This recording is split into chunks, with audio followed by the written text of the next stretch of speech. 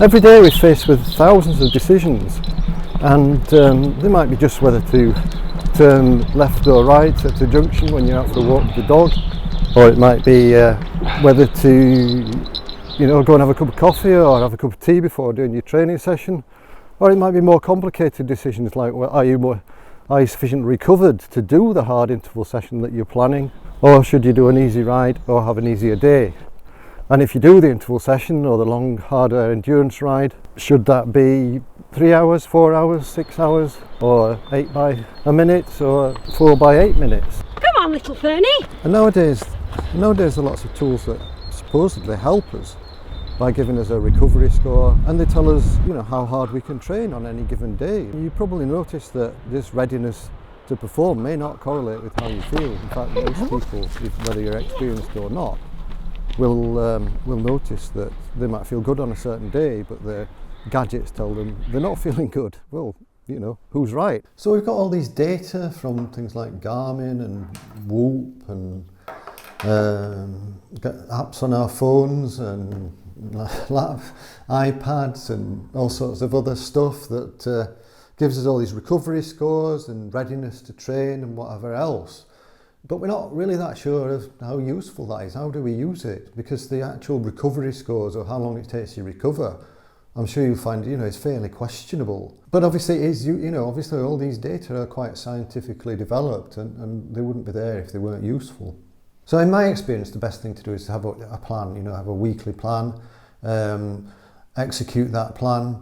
I like to have a weekly routine where you do similar things on similar days each week, and as a consequence, you can start to learn where your tired days are, where your high energy days are, when your high energy times are, and then you can start to schedule the harder sessions on the days that are most appropriate for them, and have recovery days on the days that are most appropriate for you, that might fit with your life better. So you can use these metrics and your perception, how you feel, if you keep a journal or you write training diary comments, you can collate all that information to optimize your routine such that you're recovered on the days you need to be recovered and you're tired on the days that you're planning to rest.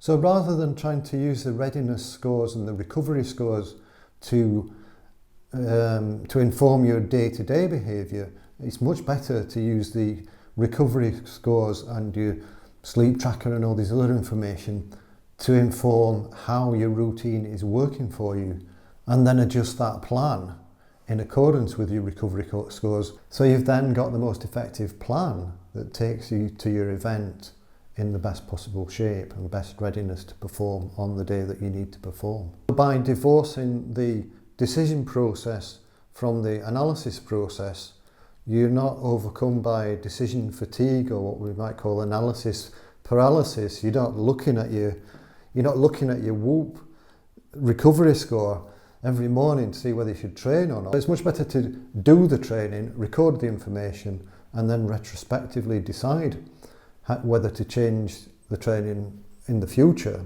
for the next week perhaps, or the next month if you plan a month ahead, than it is to try and use these recovery scores to inform your day-to-day activities. Anyway, I hope you find this useful, and this sort of pondering is quite useful and effective, and you can use them to support your training. It's been quite a journey if you've reached my ripe old age, and I know a lot of you are older than me. I'm 60, and these are the olden days. I used to have a paper training diary, and I used to draw little graphs of how many miles I could run each week, how many miles I ran each week, and then make notes and resting heart rate and whatever. But because it's all in a book, you have to look through to find, what did I do in September in whatever year this training diary is, 1987. And that's a very difficult process to spot patterns. Whereas nowadays we can look at all the data all at once and spot these patterns, which is a really big step forward and should make a big difference to how fit we can be and how consistent we can be. And if you can be more consistently showing up and putting the efforts in, the right efforts at roughly the right efforts at roughly the right time, then you're going to get fitter. So let's use all these data but use it in a human way and take advantage of our intuition as humans by using the comments that we make every day on how things are going and our observations of how we feel every day, as well as the harder data. And we can beat the machines because we're more intelligent than machines at the moment.